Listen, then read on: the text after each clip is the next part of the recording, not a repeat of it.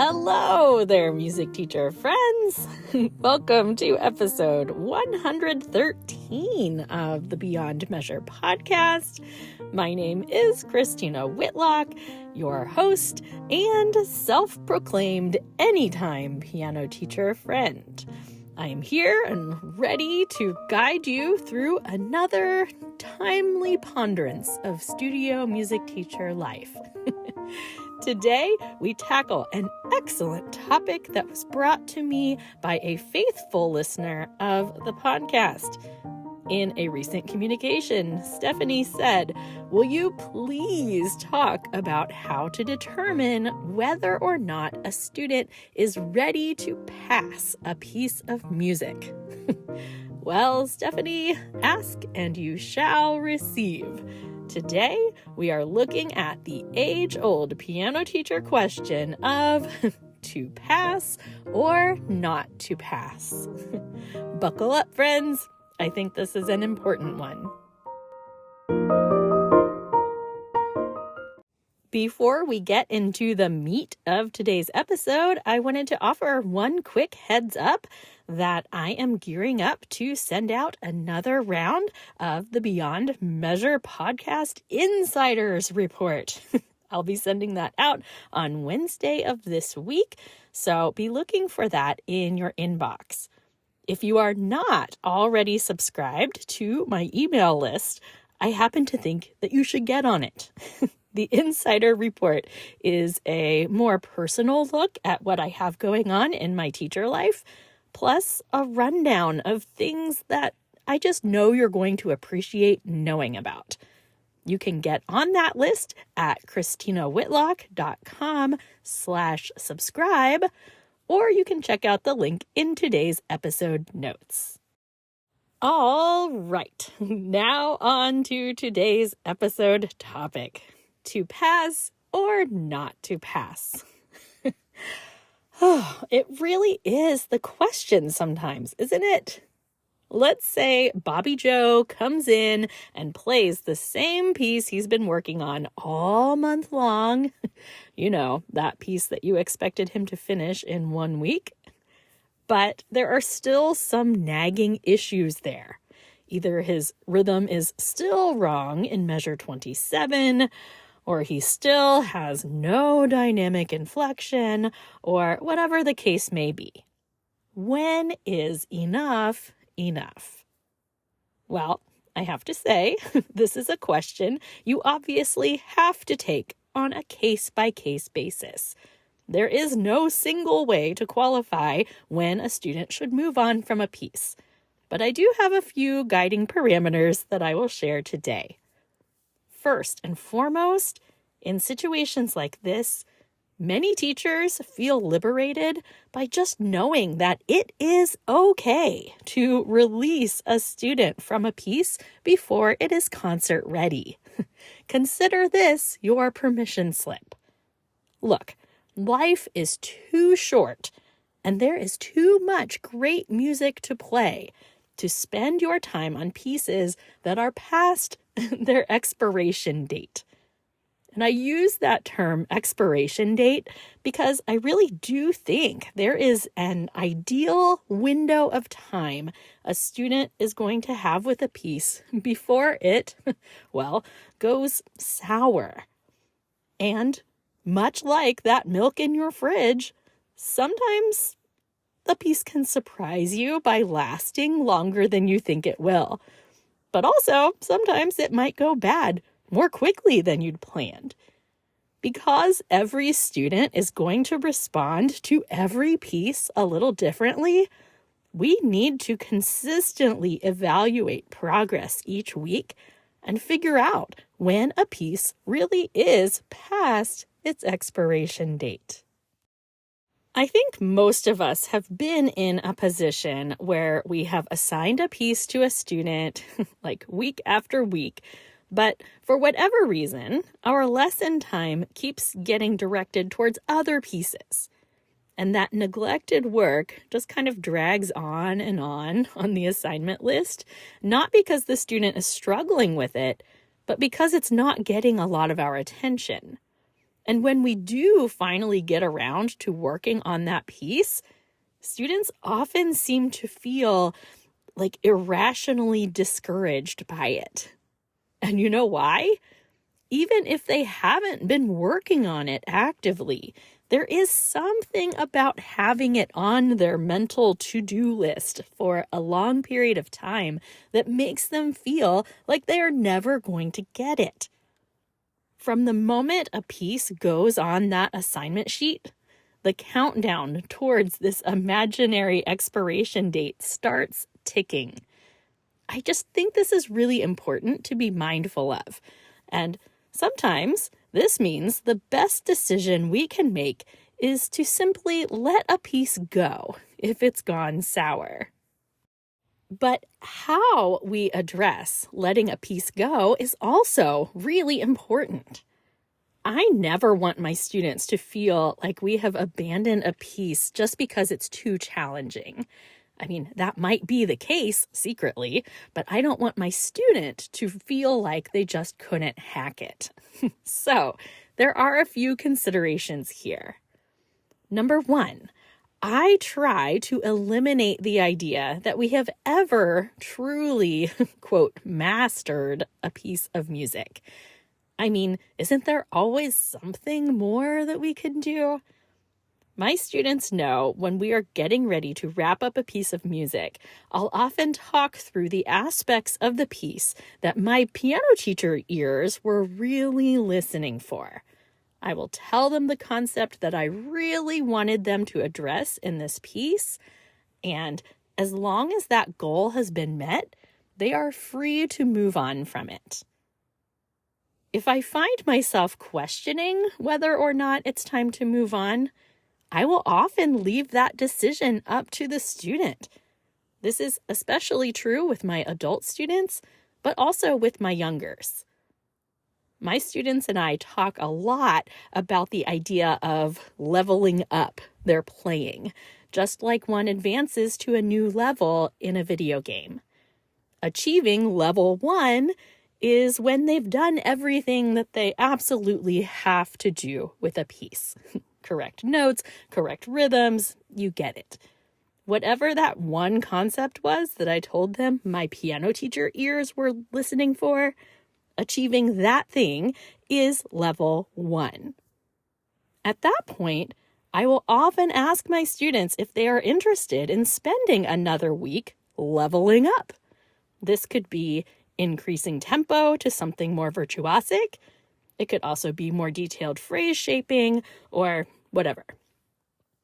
Sometimes a student will like a piece so much that they will want to spend another week leveling it up. That is great with me. I think the more choice we give our students, the better. And obviously, students know that recital and competition repertoire is going to be leveled up as high as we can get it. But everyday method pieces, I don't really think it's necessary to dig deep into each and every single one of them. As long as your student is showing evidence of a growing ability to cross-apply concepts between pieces, I think we're in good shape. Additionally, this question of to pass or not to pass, as with most aspects of our teaching, requires very careful consideration of the student in front of you. You need to think about what they need and what motivates them. Longtime listeners of this podcast may recall an episode that I did in my first year called Cheers to One Word for Teachers. It's episode number 12, back when this was just a little baby podcast. But I always find myself thinking about that topic these days because the internet is full of people talking about their one-word selections at the start of a new year, right? My idea of one word for teachers is a little bit different. Rather than asking students to choose words for themselves, which is also great, I challenge myself to choose one word for each of my students. It's usually one word describing what I feel like they most need from their lessons, or how I want them to feel in their piano study. I write that word on an index card, and I keep those index cards in my line of sight during the lesson, but out of their sight. I won't summarize the entire episode here, but I will link to it in the show notes because I happen to think it's a good concept. I mentioned this whole one word thing because for me, that is a tremendous guide when it comes to this question of whether or not a student is ready to let a piece go. Knowing the one word that I have chosen for my student helps me focus on my big picture goal for them. I'll give you an example. Let's say my word for Bobby Joe was consistency. We'll pretend that Bobby Joe has immense natural ability, but he doesn't always put forth the effort that I'm looking for. I want Bobby Joe to develop a more consistent result from his playing. And in that case, I might need to stick to my guns and insist that he really, truly fix that wonky tempo or those flyaway fingers. But let's say Bobby Joe's word was confidence. Let's pretend that Bobby Joe suffers from very low self-esteem, and I want him to really see himself as a musician. In a case like this, I believe quantity of pieces studied really matters. Getting a student to feel confident in their musician skin is difficult if they don't feel like they are making forward progress. And one of the more quantifiable ways we can help them see progress is to let them experience passing multiple pieces. Does this mean that I have to compromise my standards? Absolutely not. It does mean that I have to make sure I am assigning the right kinds of pieces, though. I need this less confident Bobby Joe to experience some quick wins. I need to give him engaging, attainable pieces that he is going to accomplish in a shorter time frame. Now, are there certain non-negotiables when it comes to passing repertoire? Of course there are. And each teacher is going to have their own. But I have to mention this. Let's say a student has had a smaller piece for 2 to 3 weeks now, and they are still playing a particular rhythm incorrectly. There was a time in my earlier teaching days where I would dig in really deep and I would insist they kept playing that piece until that one rhythm came back fixed the very first time they played it for me the following week. Well, I am honestly not nearly that stubborn anymore, and I'll tell you why. Whatever the student's hang-up is, you have to ask yourself this. Is the concept the problem, or are you just dealing with a bad habit in a specific piece? If a student has simply gotten a particular rhythm wrong in their mind, but they do actually understand how the note values function in the meter of that piece, I feel like you can let that one go. I suggest marking the issue in their score so they know to be mindful of it if they ever decide to come back at a later date and play it. But there is just too much music out there to keep students stuck on the same piece for too long. In fact, I am known to believe that all piano teacher solutions lead back to more repertoire. Let's say you decide the student really doesn't understand the concept of how that rhythm functions in triple meter. This is obviously a really big deal, and it needs to be conquered ASAP. But does that concept have to be taught in that one specific piece? Not necessarily. Can you pull 2 or 3 other pieces from your library to help them experience the same concept while still giving them the relief of moving on from a piece? Absolutely you can. And you don't even have to pretend like they've mastered it or anything, or they don't even have to be done with it forever. I think in that case, an honest statement of, this concept is really important. So let's do just kind of a refresh this week and start a new piece that uses that same rhythm. But we're going to circle back onto this one in a couple of weeks once you've had a little break. I think something like that is going to work really well. For me, it all really boils down to this. Our repertoire is merely a vehicle to help our students understand how to play their instrument, not vice versa. Does that make sense? Because I know for a long time, my teaching was focused on learning how to play repertoire. And look, you are not going to find a more enthusiastic lover of the music repertoire than me. I mean, look no further. But at the end of the day, I want my students to understand how to play the piano, to understand harmonic functions and articulations and what gestures produce which sounds. And I may do that through the repertoire, but playing a concept correctly in one piece does not equate to mastery of said concept. So I'm curious, are you teaching your students how to play their instrument, or are you teaching them how to play the repertoire? I hope the answer is a little bit of both. Okay, I promise I'm wrapping up here in a moment, but I want to close with what I'm going to call the red flags of finishing up repertoire.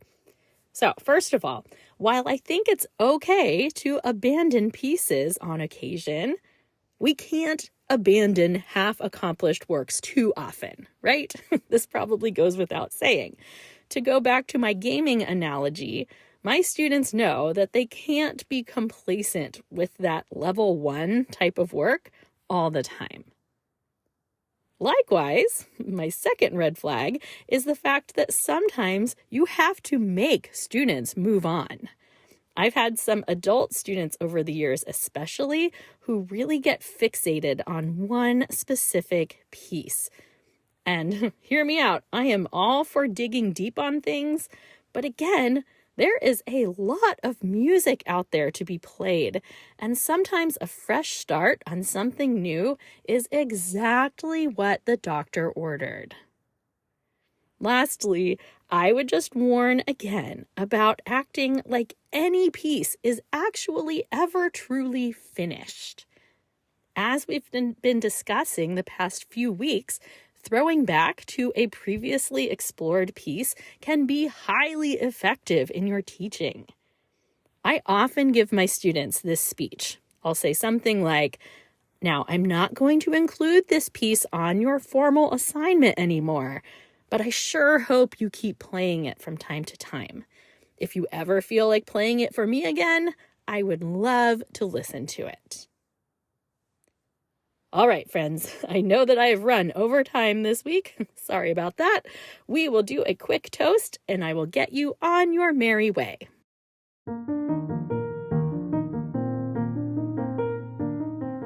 Music teacher friends from all over the world, today I hope that you feel empowered to run your lessons your own way. No one is waiting outside your door, waiting to strip you of your credentials if you let your student move on from a stale piece of music. It happens.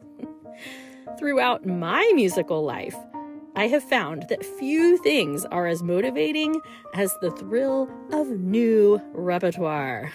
Use that to your advantage. Don't just assign pieces for the sake of assigning pieces, but be mindful of what skills and concepts you want to develop in the student sitting across from you. If it means skipping a piece in the method book, do it. If it means resequencing your assignments so they better fit that student's needs, then do it. This is me sitting here writing you your permission slip. This is not always the easiest route to take, but it sure is more enjoyable. I raise my glass to you, my committed studio teacher friends. Hear, hear.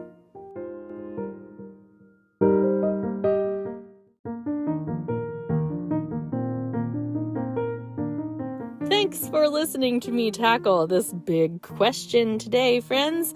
There is a lot more to say on this topic, but I hope I got your wheels turning in a positive direction.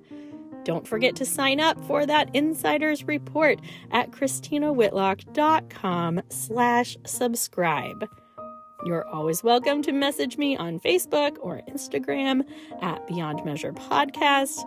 And again, please be sure to check out the show notes for this episode at christinawhitlock.com/episode 113. Thanks so much, teacher friends. Onward and upward toward giving yourselves permission to teach the way that you best see fit.